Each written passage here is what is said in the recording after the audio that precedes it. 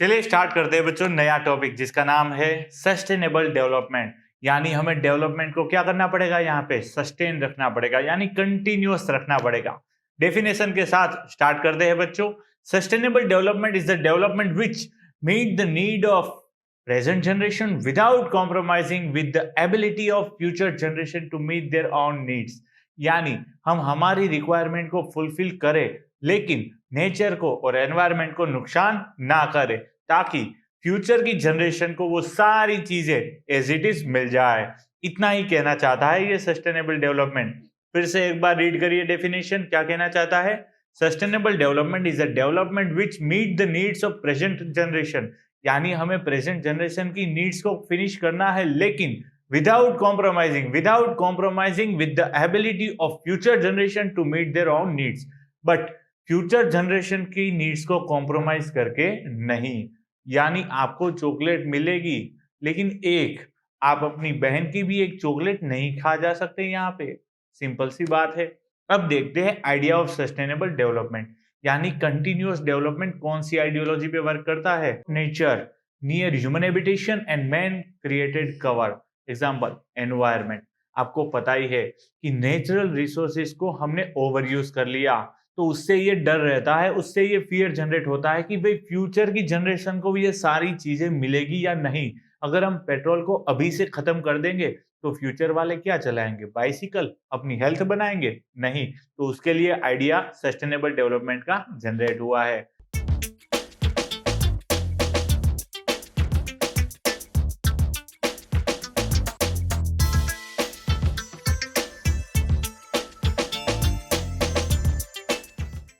आगे बढ़ते हुए देखेंगे the way and the speed with which present generation is developing it can not be maintain the future.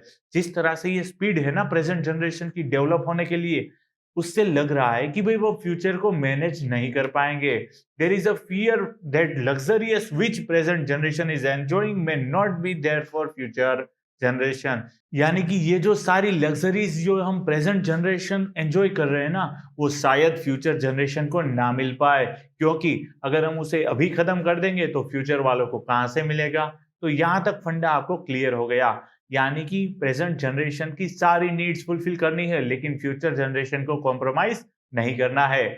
आगे देखते हैं बच्चों, लेकिन उससे पहले मेरे माइंड में एक सवाल आता है, what is the difference between a person and a tree. आपको पता है ना, one is illegal to hit with an axe. पता ही है, हंस लो। अगर इतना भी समझ में नहीं आता तो जाके फटाफट से पोगो देखिए। आपको पढ़ना नहीं चाहिए, आप स्टैंडर्ड 10th में नहीं हो, आप स्टैंडर्ड 2 में हो। आगे बढ़ते हैं बच्चों, लेकिन उससे पहले ये समझो, there is a tremendous decrease in natural resources due to economic development and their quality is also deteriorating. In this condition, there is a need to change the idea of development. Idea of sustainable development is studies because of present development and effects on its environment. यानी कि mission compostable. अगर ये समझ में नहीं आया ना तो फटाफट से जाइए और पोगो देखिए। अब मैं आपको समझा देता हूँ ये क्या कहना चाहता है कि नेचुरल रिसोर्सेज का ओवर यूटिलाइजेशन हम वो कर रहे थे जिससे इकोनॉमिक डेवलपमेंट की कंडीशंस काफी ज्यादा बिगड़ गई थी कि हम डेवलपमेंट तो कर रहे हैं लेकिन ओवर यूसेज के साथ। इसीलिए डेवलपमेंट की आइडियोलॉजी हम चेंज कर रहे हैं और आइडियोलॉजी एक्सेप्ट कर रहे हैं किसकी, सस्टेनेबल डेवलपमेंट की, जिससे प्रेजेंट डेवलपमेंट भी हो और फ्यूचर जनरेशन को भी कोई भी हार्मफुल ना हो।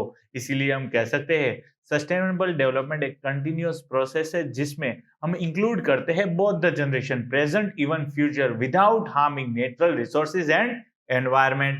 तो यहाँ पे आपका ये टॉपिक बच्चों खत्म होता है। तो चलिए मिलते हैं नेक्स्ट वीडियो में, तब तक के लिए बाय बाय।